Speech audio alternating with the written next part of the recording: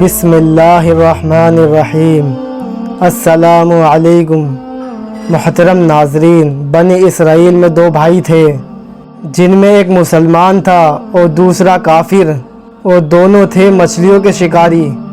کافر بت کو سجدہ کرتا تھا، لیکن جب مچھلیوں کے لیے جال دریا میں ڈالتا تو اس قدر مچھلیاں اس میں آ جاتی تھی کہ اس کو کھینچنا مشکل ہو جاتا تھا۔ لیکن مسلمان کے جال میں صرف ایک ہی مچھلیاں آتی تھی اور اسی پر شکر ادا کر کے اللہ کا شکر ادا کرتا۔ اتفاقاً ایک روز اس مسلمان کی بیوی اپنے مکان کی چھت پر گئی۔ اس کی نظر کافر کی بیوی پر پڑی جو زیور اور بہترین لباس پہنے ہوئی تھی۔ یہ دیکھ کر اس مسلمان کی بیوی کے دل میں وسوسہ پیدا ہوا کہ کاش میں بھی ایسے ہی ہوتی۔ اس کافر کی بیوی بولی کہ تو بھی اپنے شوہر کو آمادہ کر لے، وہ بھی میرے شوہر کے معبود یعنی بدھ کی پوجا کرے تاکہ تو بھی میری طرح مالدار ہو جائے۔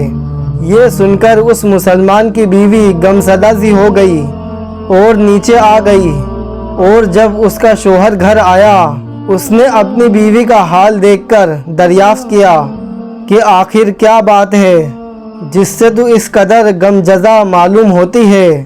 تو وہ کہنے لگی، بس میاں، یا تو تم مجھے طلاق دے دو یا اپنے بھائی کے معبود کی پوجا کرنے لگو۔ یہ سن کر اس کے شوہر نے کہا، اے خدا کی بندی، تو خدا سے نہیں ڈرتی؟ ایمان کی دولت کے بعد تو کفر کی باتیں کرتی ہے۔ تو وہ عورت بولی کہ تم اب مجھ سے زیادہ باتیں نہ بناؤ، میں ننگی بھوکی نہیں رہ سکتی۔ جبکہ دوسری عورتوں اور تیرے بھائی کی بیوی کو دیکھ رہی ہوں، وہ زیورات اور عمدہ لباس پہنے ہوئے ہوتی ہیں۔ جب اس عورت کے پتی نے دیکھا کہ میری بیوی ضد پر اڑ گئی ہے اور اس کا اصرار حد سے بڑھ چکا ہے تو اس نے عورت کو تسلی دی۔ اس نے کہا، اچھا چلو، گھبرانے کی ضرورت نہیں ہے، میں کل سے کاریگروں اور مزدوروں میں جا کر محنت مزدوری کروں گا اور تجھے روزانہ 2 درم دیتا رہوں گا، تو اس سے اپنی حالت درست کر لینا۔ یہ سن کر اس عورت کو کچھ تسلی حاصل ہوئی اور سویرے ہی اس کا آدمی مزدوری کے لیے نکلا، لیکن اسے کہیں مزدوری نہ ملی۔ یہ دیکھ کر وہ دریا کے کنارے پہنچا اور شام کو خدا کی عبادت میں مشغول رہ کر جب رات کو وہ گھر آیا تو اس کی بیوی نے پوچھا کہ آج تم کہاں تھے؟ وہ کہنے لگا، میں بادشاہ کی خدمت میں تھا، اس نے مجھ سے 30 دن کا کام کرنے کی شرط رکھی ہے۔ تو اس کی عورت بولی کہ آخر وہ بادشاہ تم کو کیا دے گا؟ تو اس نے جواب دیا کہ میرا بادشاہ بہت کریم ہے اور اس کے خزانے مال اور دولت سے بھرے ہوئے ہیں، وہ مجھے وہ دے گا جو میں چاہوں گا۔ چنانچہ وہ اسی طرح برابر وہ معبود حق کی عبادت میں مصروف رہا۔ اور 30ویں رات ہوئی تو بیوی نے کہا، اگر کل تم نے مجھے مزدوری لا کر نہیں دی میں تم سے طلاق لے لوں گی۔ یہ سن کر اسے بہت پریشانی ہوئی اور 30ویں صبح کو ایک یہودی سے کہا، کیا تم مجھے مزدوری پر لگا لو گے؟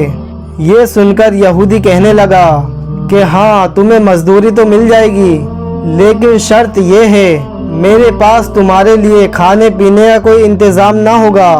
چنانچہ وہ مرد مومن روزے کی نیت کر کے یہودی کے ساتھ ہو لیا اور حق تعالی کے حکم سے اللہ کا نیک بندہ 29 اشرفیاں ایک نورانی طبق میں لے کر اس کی بیوی کے پاس آیا اور کہنے لگا، میں بادشاہ کا قاصد ہوں، اسی نے یہ اشرفیاں لے کر تیرے پاس بھیجا ہے اور فرمایا ہے کہ تیرا شوہر ہمارے کام میں تھا، ہم نے اس کو نہ چھوڑا، یہاں تک کہ اسی نے ہم کو چھوڑ دیا اور یہودی کے پاس چلا گیا۔ اگر وہ ہمارا کام کرتا تو ہم اس کو اور زیادہ اجرت دیتے، بس یہ ایک اشرفی کی کمی اس لیے ہوئی ہے۔ چنانچہ وہ عورت اس میں سے ایک اشرفی لے کر بازار میں گئی جس پہ کلمہ شہادت لکھا ہوا تھا۔ دکاندار نے 1000 درم اس کی قیمت اس عورت کے حوالے کر دی اور شام کو مرد مومن گھر واپسی آیا تو اس کی بیوی نے اس سے دریافت کیا کہ آج تم کہاں تھے؟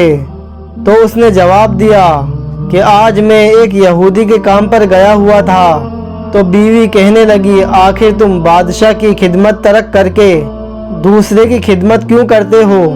پھر اس کو اشرفیوں کا واقعہ سنایا۔ یہ سن کر وہ مرد مومن روتے روتے بے ہوش ہو گیا، اور جب اس کو ہوش آیا تو اپنی بیوی سے کہنے لگا افسوس کہ میں نے بادشاہ دو جہاں کی خدمت کا حق میں نے اپنے اوپر لازم نہ کیا۔ اس کے بعد اس نے اپنی بیوی کو چھوڑ دیا اور پہاڑوں پر چلا گیا، جہاں پر خدا کی عبادت میں مشغول رہ کر اس کا انتقال ہو گیا۔ حق تعالیٰ اس پر رحم فرمائے، آمین۔ یہ بات سچ ہے کہ خدا کے خزانوں میں کوئی کمی نہیں ہے، وہ بندے کو اس کی عبادت کا صلہ ضرور دیتا ہے، اگرچہ بعض دفعہ کسی حکمت کی وجہ سے تھوڑی دیر ہو جاتی ہے، لیکن پھر بھی بہرحال اندھیرا پھر بھی نہیں، اپنے بندے کو دیتا ضرور ہے۔ حق تعالی ہم سب کو صحیح راستے پر زندگی گزارنے کی توفیق عطا فرمائے، آمین ثم آمین۔